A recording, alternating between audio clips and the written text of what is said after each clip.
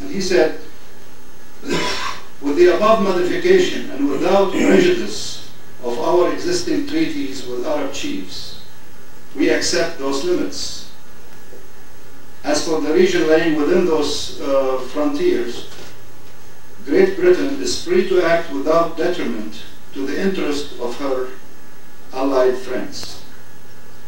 I am empowered in the name of the government of Great Britain to give the following assurance and to make the following reply to your letter.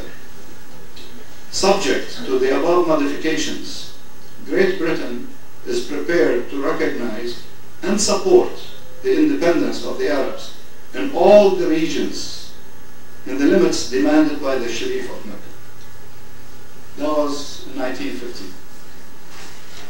Now, the ink was not dry yet on this document when the British and the French had a secret agreement called the Sykes-Picot Agreement.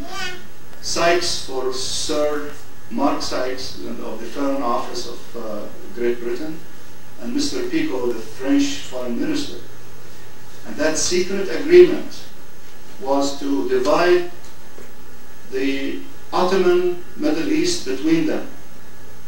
France will have direct and indirect mandate over Syria and Lebanon, while England will have mandate over Iraq, Transjordan, and Palestine. Now, this agreement was made in secret. The king of, the Sharif of Mecca wasn't aware of that. The only thing the Sharif of Mecca was aware of is a letter by the High Commissioner on behalf of the British government promising him independence.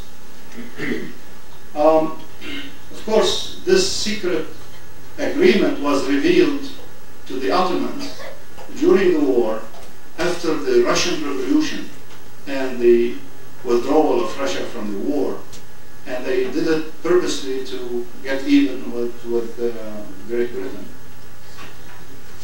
Now, a year later, the war in 1916 was going very badly for the Allies, especially on the Western Front. And there were 3 casualties on the Allied side for every 2 casualties on the German side. And the Allies, namely Great Britain and France, wanted very much to have the United States enter the war in order to tip the balance in their favor.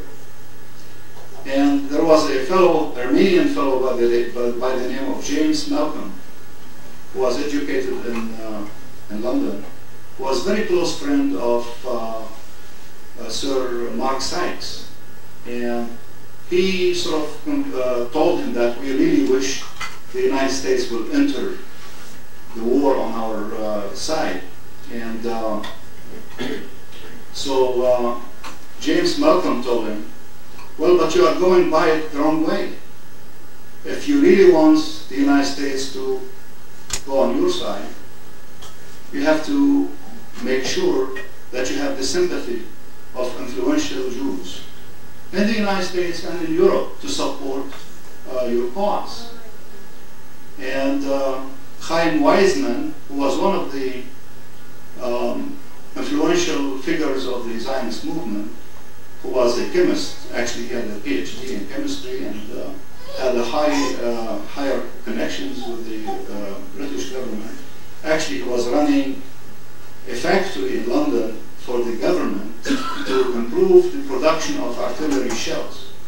Was very, very close to Sir Arthur Balfour. And they approached this and they promised him, and this is now a testimony by Lloyd George, the Prime Minister of Great Britain, who in 1937 said, well, the reason for the Balfour Declaration and the promise for a holy land for the Jews is that the Jews promised the Allies to help them in the effort in World War I, and they have delivered. So he was sort of defending the declaration. because of the participation of Jews on behalf of the Allies. Now, what did the Balfour Declaration say? The exact text of it is that His Majesty's government view with favor the establishment in Palestine. He did not say on Palestine. In Palestine, of a national home for the Jewish people, and will use their best endeavors to facilitate the achievement of this object. It being clearly understood that nothing shall be done which may prejudice the civil and religious rights of the existing non-Jewish communities in Palestine, or the rights and political status enjoyed by the Jews in any other country. So that promise was given in the form of a letter to Lord Rothschild, promising him, actually the Balfour Declaration was 3 parts. 1 is promise to the Jews, 2, promise to the Arabs, 3, promise to the Jews who do not want to go to Palestine.